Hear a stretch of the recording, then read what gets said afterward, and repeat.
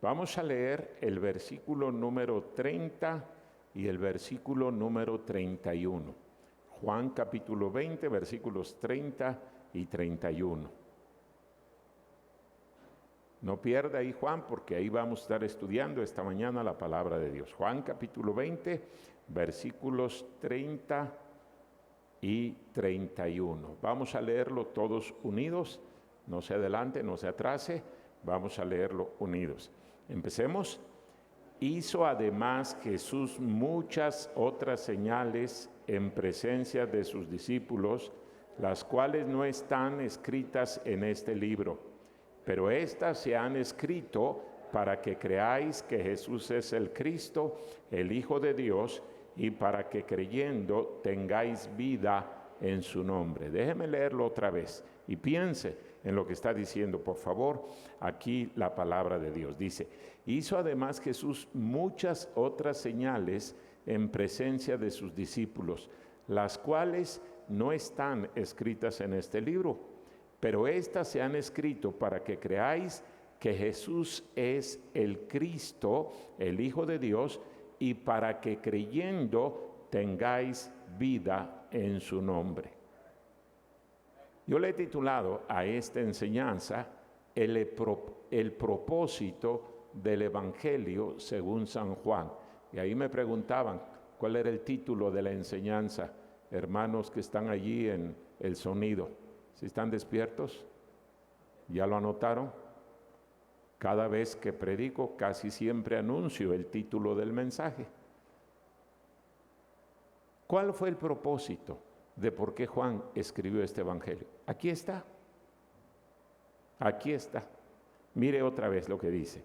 Hizo además Jesús muchas otras señales en presencia de sus discípulos, las cuales no están escritas en este libro, pero estas se han escrito ¿para qué? Para que creáis. ¿Qué es lo que tenemos que creer? Que Jesús es el Cristo, el Hijo de Dios, y para que creyendo tengáis ¿qué cosa? Vida en su nombre. Entonces vamos a estudiar este evangelio brevemente, por supuesto.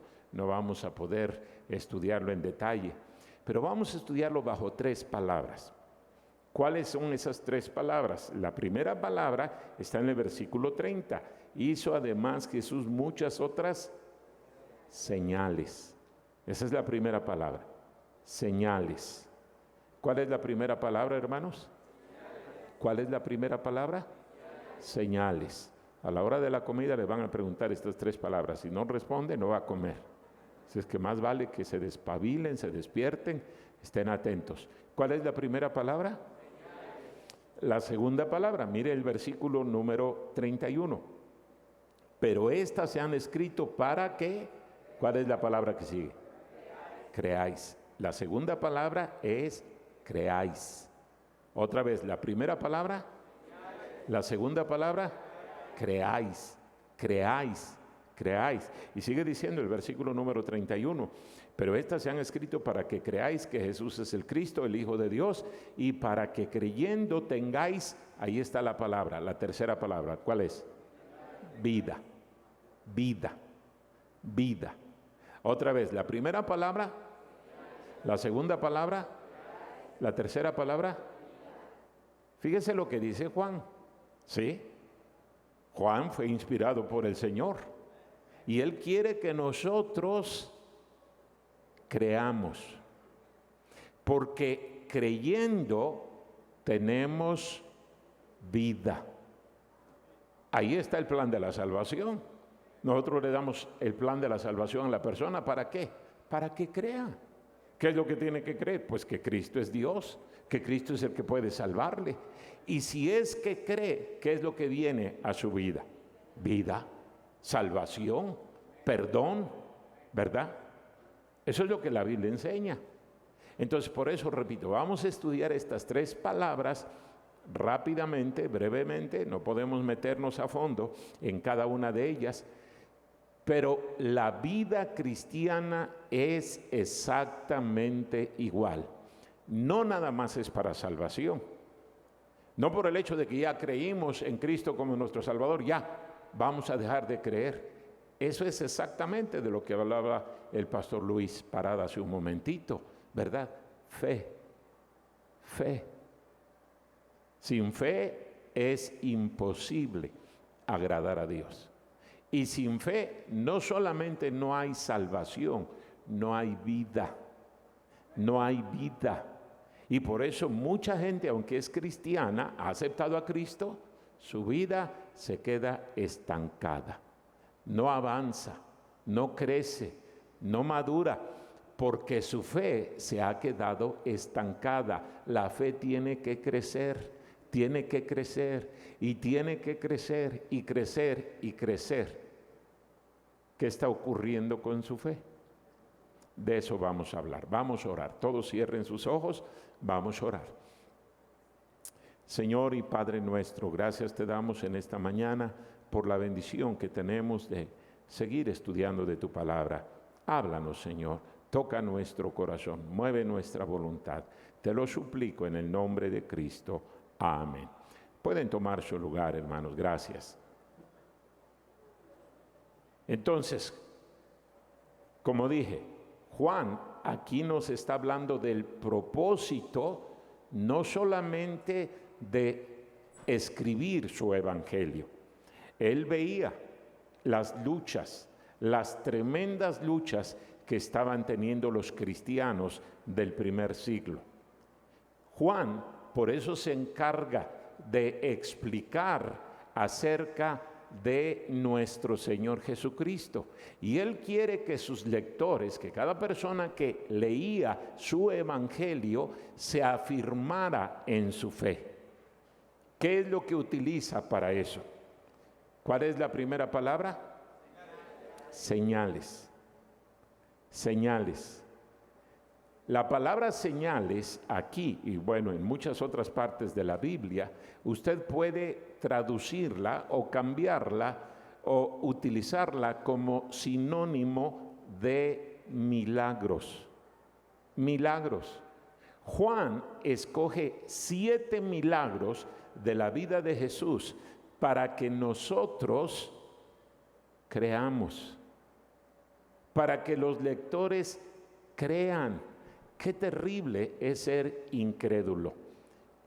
Incrédulo de la palabra de Dios, incrédulo de nuestro Señor Jesucristo.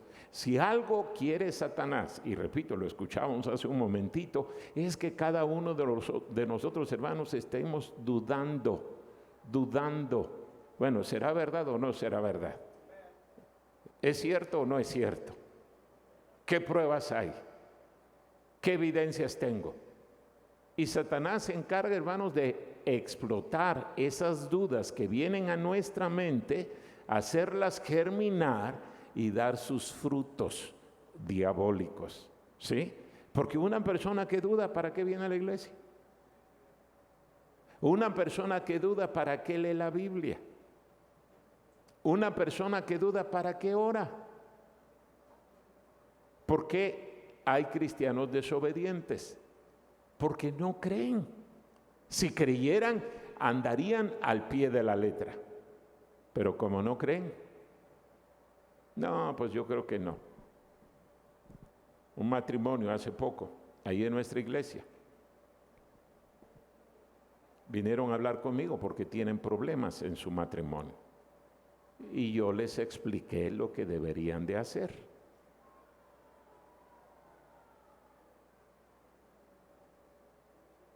Resulta que la esposa le dijo a su esposo, no, lo que el pastor dice ni sirve, no funciona.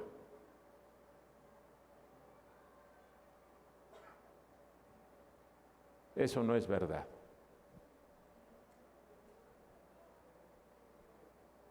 Vino el pastor vino el hermano y me lo dijo, pastor, mire lo que dijo mi esposa. ¿Y sabe por qué vino el esposo a hablar conmigo? Porque descubrió que su esposa andaba en una relación adúltera. ¿Cómo no va a decir eso?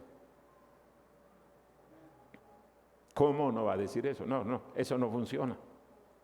Pues no es mi opinión, no es mi palabra, es la palabra de Dios. Y Juan sabía que en los primeros años del cristianismo, hermanos, la deidad de Cristo se había puesto en duda. Había una corriente filosófica que decía, no, Cristo no es Dios. Eso es imposible. ¿Cómo Dios puede hacerse hombre? Y por eso Juan busca que sus lectores crean, porque repito, en la medida que nosotros creamos en la palabra de Dios y todo lo que la Biblia dice, y por supuesto que Cristo es Dios, será en la medida que nuestra vida se va a manifestar. Vamos a ver el resultado de esa fe. La fe no es por obras, pero la fe sí tiene obras y sí produce buenas obras. Y eso es exactamente lo que Juan quiere que nosotros entendamos. Entonces, lo primero que vamos a hablar son de las señales. ¿Cuáles son esas señales que Juan escogió meticulosamente para que sus lectores crean? Y por supuesto, Dios inspiró y puso en la mente de Juan que él escribiera acerca de esto. Mira ahí en el capítulo número 2. Juan capítulo 2, versículo número 1. Estamos hablando primero de señales. Esa es la primera palabra, milagros. Milagros. ¿Cuáles son los milagros que Juan escogió con tanto cuidado para explicar que Jesús es Dios? Dice aquí, Juan capítulo 2, versículo 1. Al tercer día se hicieron unas bodas en Caná de Galilea y estaba allí la madre de Jesús. Noten eso, hermanos. En la Biblia a María nunca se le llama la madre de Dios. Nunca. ¿Por qué? Porque no es la madre de Dios. Si Dios hubiera tenido una mamá, no sería Dios. No sería Dios. Sería igual que nosotros. ¿Sí? Ella no es la madre de Dios. Otra cosa importante, no se le llama ni siquiera la madre de Cristo o la madre de Jesucristo. Siempre se le utiliza el nombre Jesús. María, dice, y estaba allí la madre de Jesús. Las veces que la Biblia cita a María, dice que es la madre de Jesús. ¿Por qué?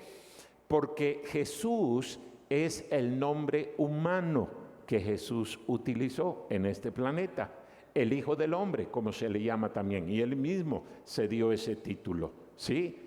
Pero nunca, repito, en la Biblia se le llama María, Madre de Dios. No es Madre de Dios.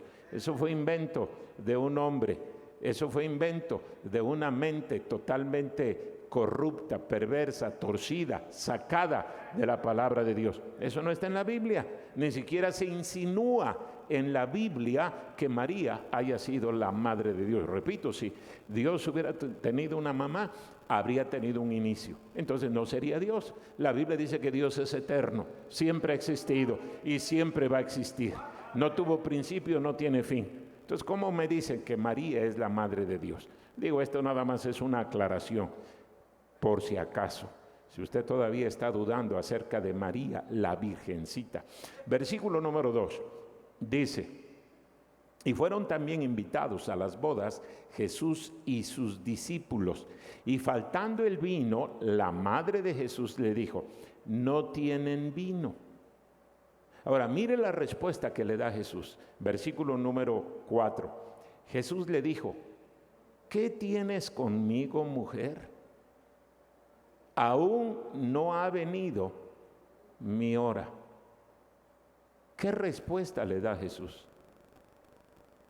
¿Qué respuesta? ¿Por qué le contestó así? Parece que ni la conocía. ¿Verdad? Aparentemente parece una falta de respeto, aunque no lo es. Pero ¿por qué le contestó así? ¿Qué tienes conmigo, mujer? En otras palabras, yo a ti ni te conozco. ¿Qué tienes conmigo, mujer? Aún no ha venido mi hora. ¿Sabe por qué le contestó Jesús a María de esta manera?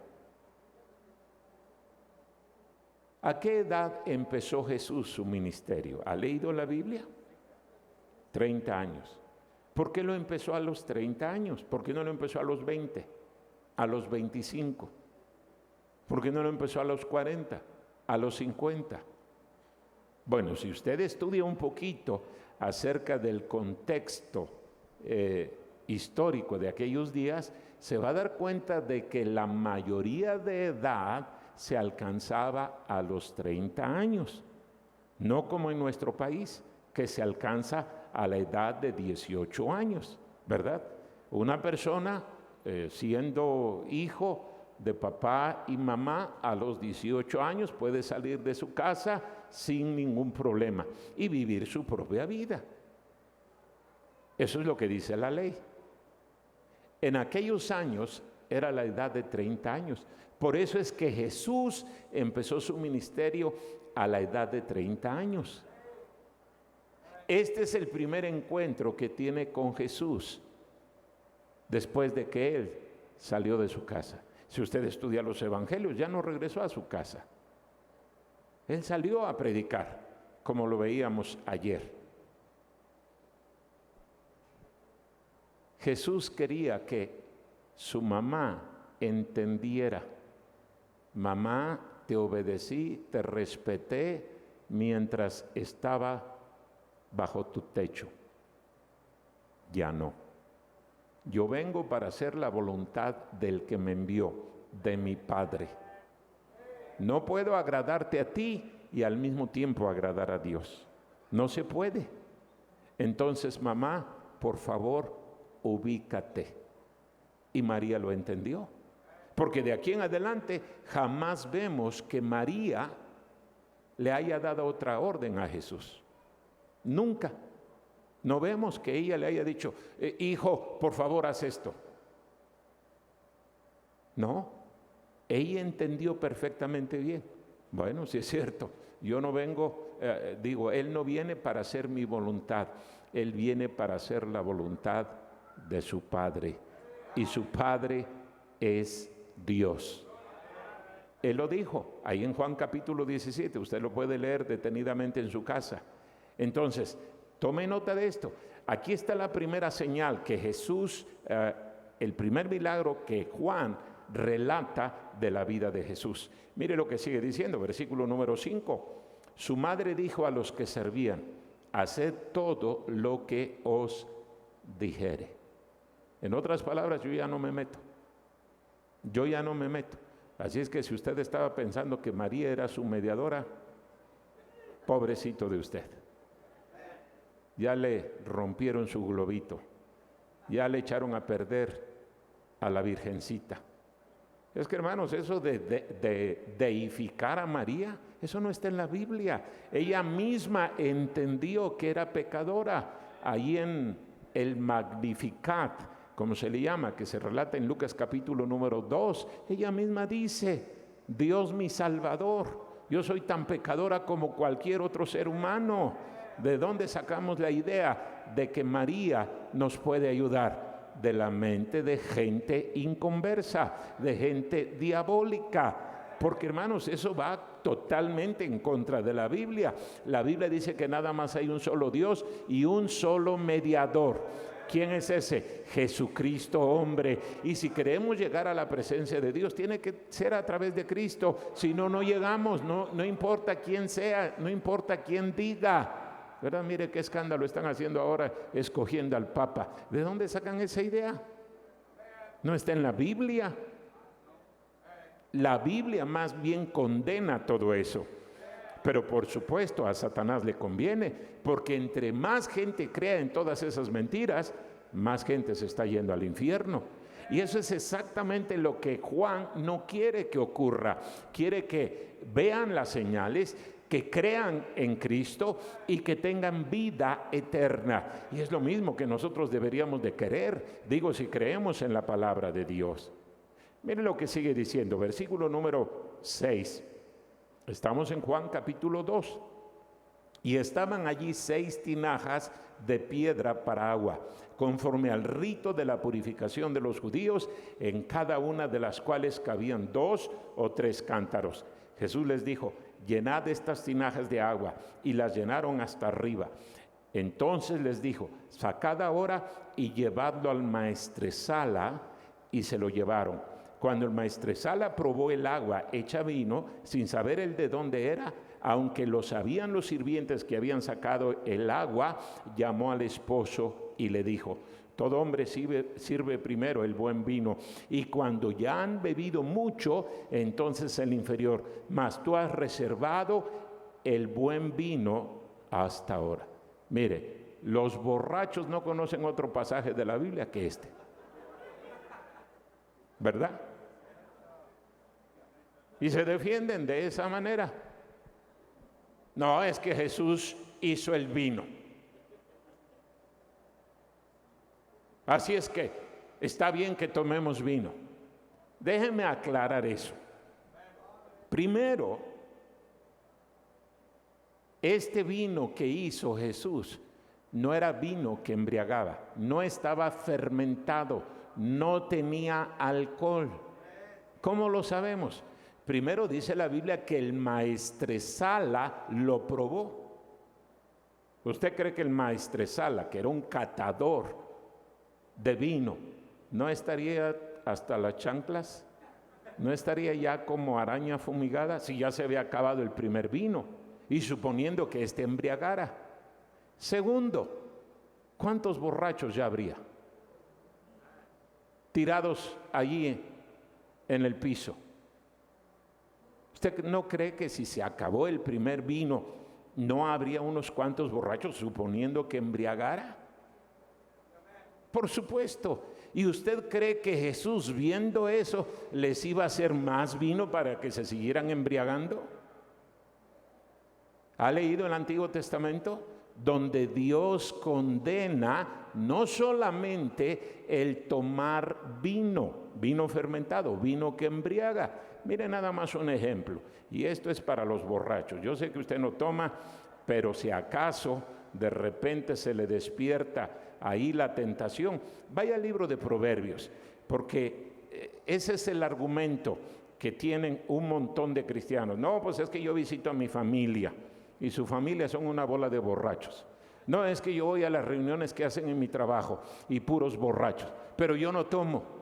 No, pues usted no debería de ir, usted no debería de participar. Dice el dicho que tanto peca el que mata a la vaca como el que le agarra la pata. Y usted se está convirtiendo en cómplice. Y eso es exactamente lo que Jesús no hizo. Si él hubiera hecho vino que embriagaba, él se estuviera convirtiendo en cómplice. Y la Biblia dice que la complicidad en un pecado es exactamente igual que si nosotros lo estuviéramos practicando. Mire aquí en Proverbios capítulo 23. Proverbios capítulo 23.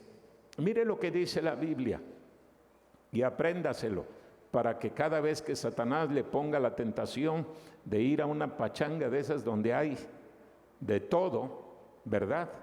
Porque si usted va a una fiesta mundana, no importa que sean sus parientes, hermano, mire cuántos cristianos yo veo en nuestra iglesia que exactamente en el fin de año, empezando con el famoso puente Guadalupe Reyes, pachanga tras pachanga, fiesta tras fiesta, parranda tras parranda, empieza el año y ya no quieren asistir a la iglesia. ¿Por qué? Pues anduvieron de borrachos, ahí con gente mal hablada. ¿Qué hay en una borrachera?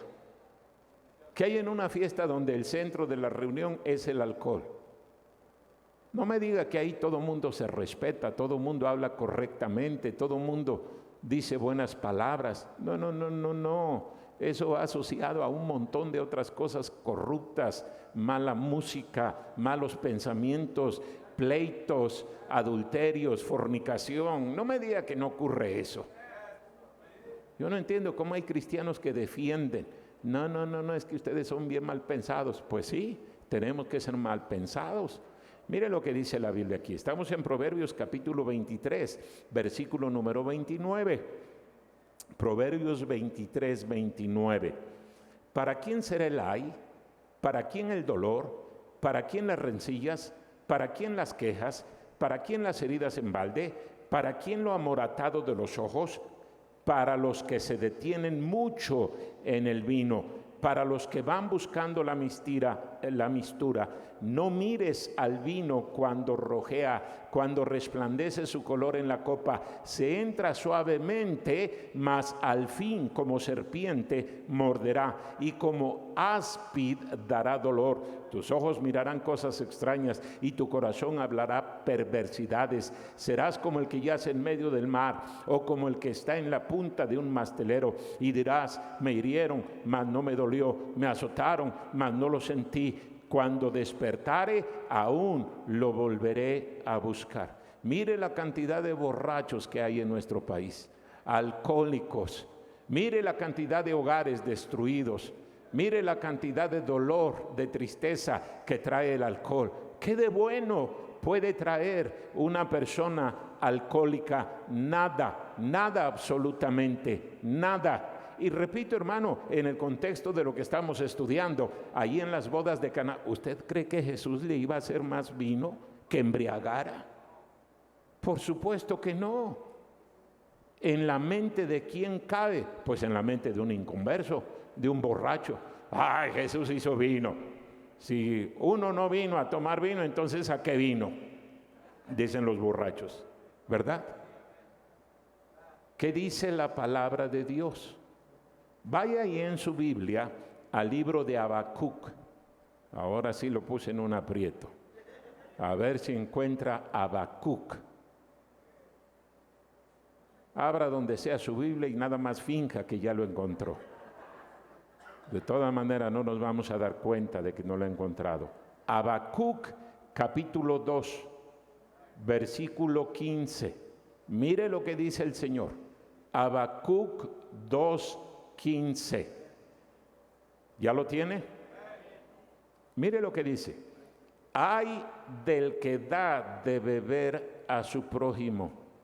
Y esa palabra ay quiere decir pobrecito de ti. Hay una sentencia de juicio sobre ti. Ay del que da de beber a su prójimo. Ay de ti que le acercas tu hiel y le embriagas para mirar su desnudez. Le pregunto, ¿usted cree que Jesús no conocía este versículo? ¿Y los versículos de Proverbios que ya leímos? Si hablábamos anoche de que él se interesó de conocer las Escrituras desde temprana edad. En los negocios de mi padre me es necesario estar, dijo él. No conocía estas porciones de la palabra de Dios y muchas otras más, donde Dios condena la borrachera. Dios condena aquí que nosotros le demos de tomar a alguien. No, pastor, yo no tomo, pero está ahí participando. Le pregunto, ¿usted cree que Jesús haría vino fermentado? Claro que no. El contexto bíblico que estamos viendo nos dice que no. ¿Qué era entonces? Jugo de uva. Recuerden que en aquellos años, hermanos, no había agua potable. Si querían traer agua, tenían que caminar kilómetros del pozo más cercano. La Biblia nos dice, hablando de la mujer samaritana, ahí en Juan capítulo 4, que ella salía a traer su agua. No es como ahora que abrimos la llave y hay agua. Ahí no había agua potable, había que traerla. Por eso la mayoría de la gente se preparaba precisamente con jugo de algún fruto natural. Y si algo abundaba en Israel, era la uva. Era la uva. La Biblia por eso habla tanto acerca de la uva. Jesús hizo un vino nuevo. Por eso es que cuando el maestresala lo probó, ¿qué dijo? Todo mundo saca primero el inferior, el bueno, y al último inferior. Y tú lo has hecho al revés. Mire, vuelva a Juan capítulo 2. Espero que ningún borracho se haya ofendido. Y si se ofendió, bueno, Pídale perdón al Señor, porque lo estamos leyendo aquí en la Biblia. Juan capítulo 2, versículo número 10.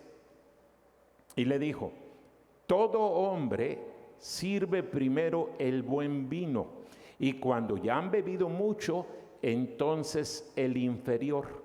Mas tú has reservado el buen vino hasta ahora. ¿Qué pasó contigo? Tú estás haciendo las cosas al revés.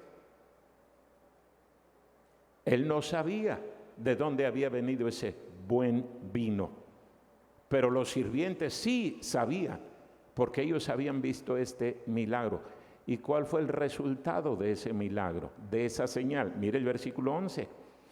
Este principio de señales hizo Jesús en Caná de Galilea y manifestó su gloria. Y sus discípulos, ¿qué hicieron? Creyeron en él. ¿Se da cuenta? La razón de por qué el Señor hizo ese milagro era para que ellos supieran: este hombre no es como cualquier hombre, este hombre no es un profeta, es más que un profeta, es Dios hecho hombre. Nadie puede hacer lo que este hombre hace. Nicodemo se lo preguntó más adelantito: Señor, dinos, ¿qué es lo que tú eres? Porque nadie puede hacer lo que tú haces si Dios no está con él.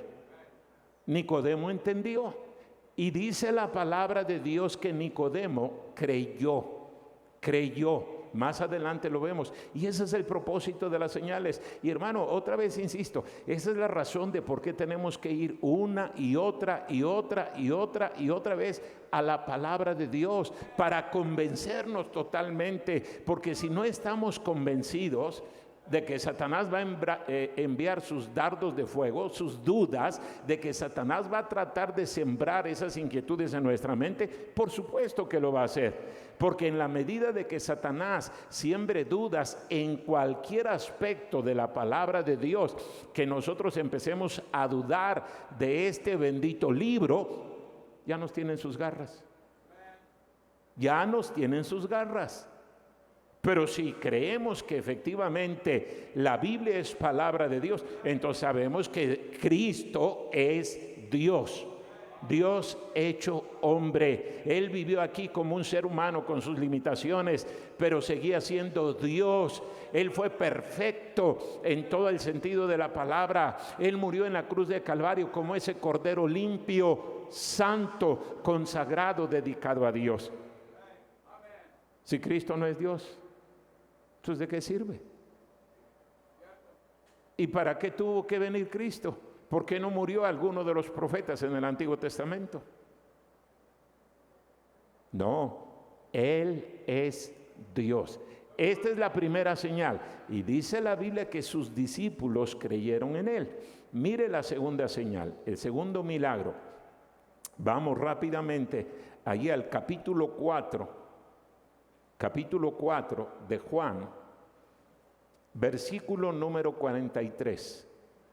Bueno, vamos a ir hasta el versículo número 45. Dice la Biblia, Juan 4:45. Cuando vino a Galilea, los galileos le recibieron, habiendo visto todas las cosas que había hecho en Jerusalén en la fiesta, porque también ellos habían ido a la fiesta. Vino pues Jesús otra vez a Caná de Galilea, donde había convertido el agua en vino. Y había en Capernaum, noten quién había, un oficial del rey. Un oficial del rey, o sea, una persona importante, una persona de dinero, una persona inteligente, preparada. Era un oficial del rey, no era un hombre cualquiera, era un hombre importante. Por eso dice la Biblia aquí, un oficial del rey. Tenía un problema este oficial del rey. ¿Cuál era? Dice la última parte del versículo 46, cuyo hijo estaba enfermo. Ese hombre tan importante, adinerado, con una buena posición, su hijo se estaba muriendo. Su dinero, su influencia, su poder, su autoridad no había librado a su hijo. ¿Qué hace? Mire lo que dice el versículo número 47. Cuando oyó que Jesús había llegado de Judea a Galilea, vino a él y le rogó que descendiese y sanase a su hijo, que estaba a punto de morir. Este hombre viene, él había escuchado, seguramente que él no había visto todavía los milagros, había oído, pero viene delante de Jesús y se postra: Señor, por favor, ve, sana a mi hijo, se está muriendo mi hijo. ¿Quién había dicho que Jesús podía sanar? Él había escuchado, él sabía. Este hombre no es como cualquier otro hombre, este hombre es especial. Recuerde, hermano, estamos hablando de señales, de milagros. Mire lo que sigue diciendo, versículo número 48. Entonces Jesús le dijo: si no viereis señales y prodigios, no creeréis. El oficial del rey le dijo: Señor, desciende antes de que mi hijo muera. Jesús le dijo: ve, tu hijo vive. Y el hombre, ¿qué hizo? ¿Qué hizo, hermanos? Creyó.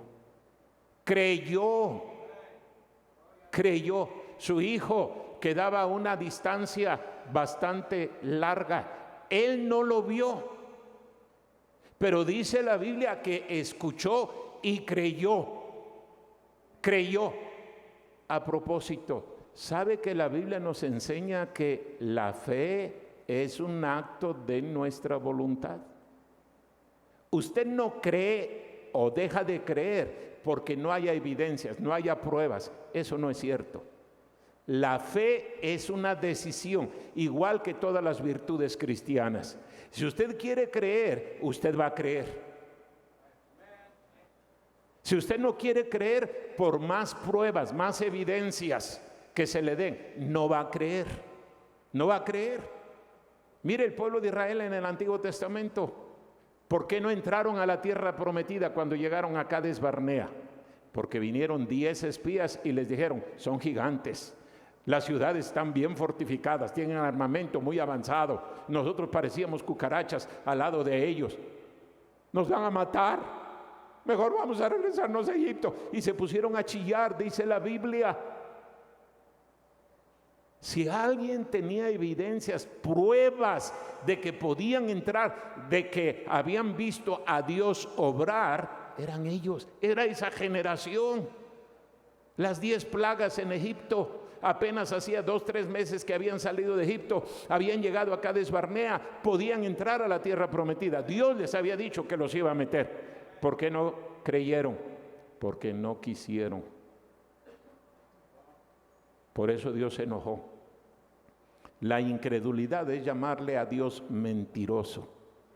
Y eso fue lo que molestó a Dios. Le dijo Dios a Moisés: hazte un lado, voy a matar a esta generación. Me tienen harto. Todas las pruebas que les he dado, todas las evidencias que tienen, y mira cómo me tratan. Me tratan de un mentiroso.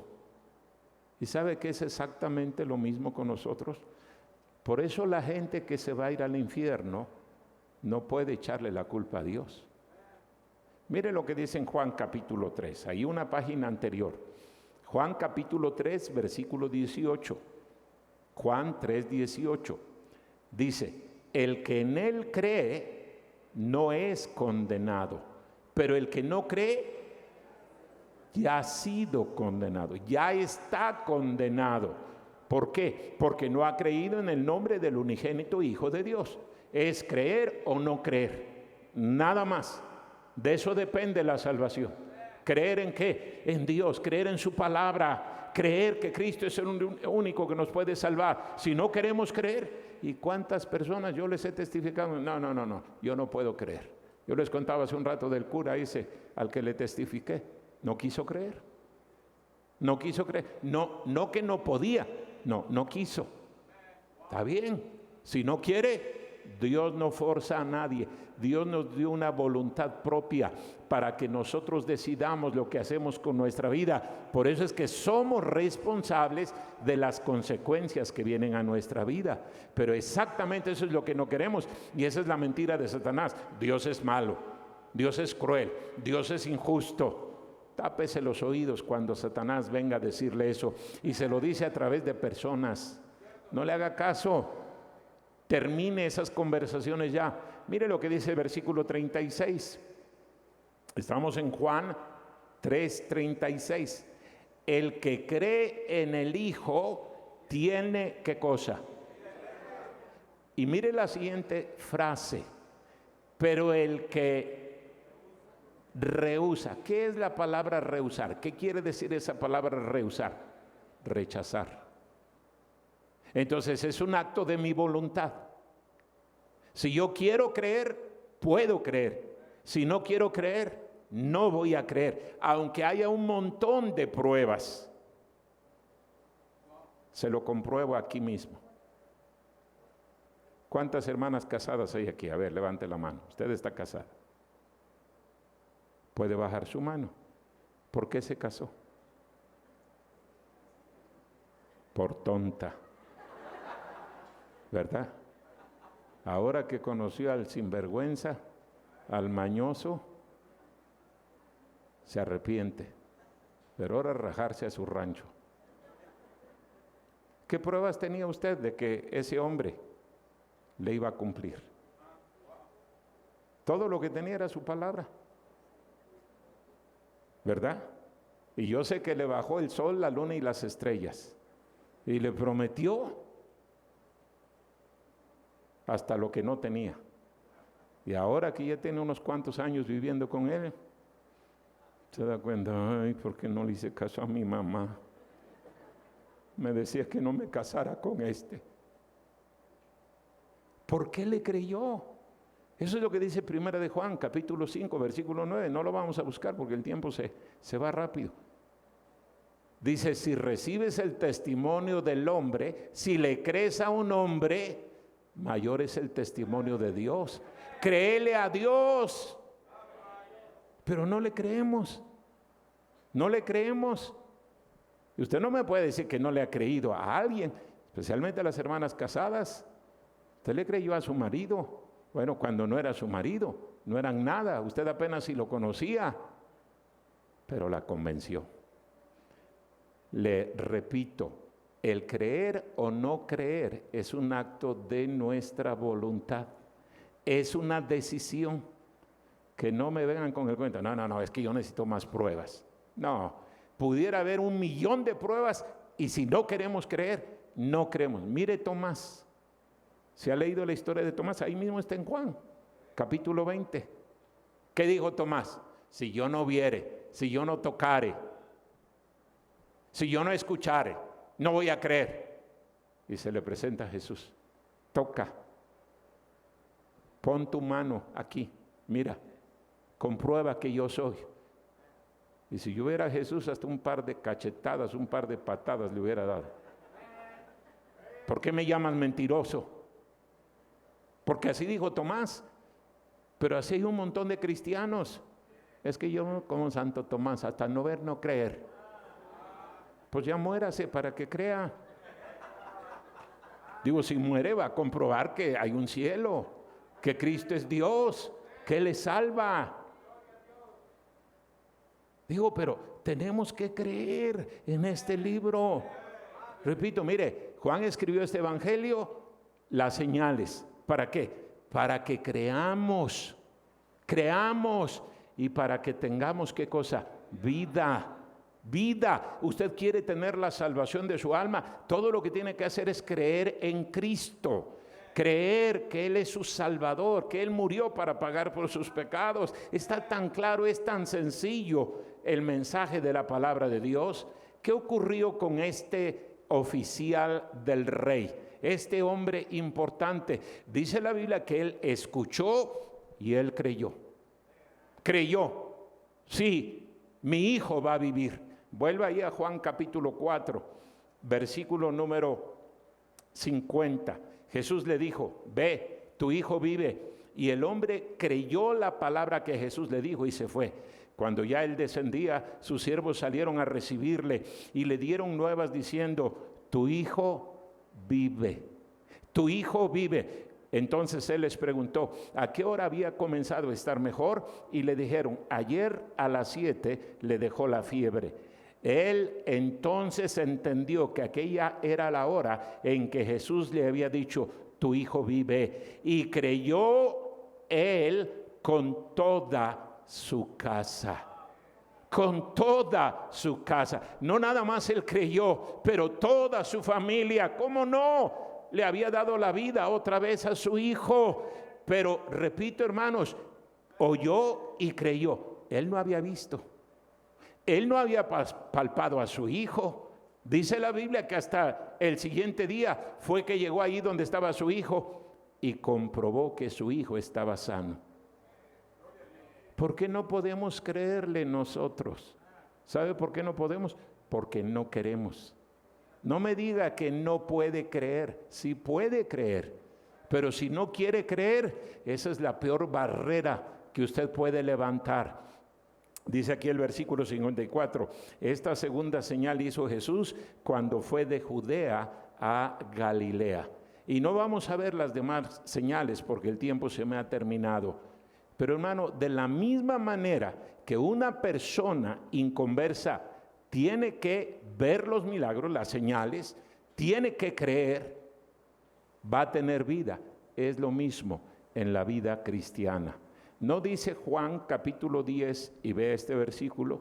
Juan capítulo 10, versículo número 10. Juan 10, 10. Cristo hablando dice esto. Juan 10, 10. Dice así: el ladrón no viene sino para hurtar y matar y destruir. Yo he venido para que tengan, ¿qué cosa? Vida. Y luego mire la clase de vida. Y para que la tengan en abundancia.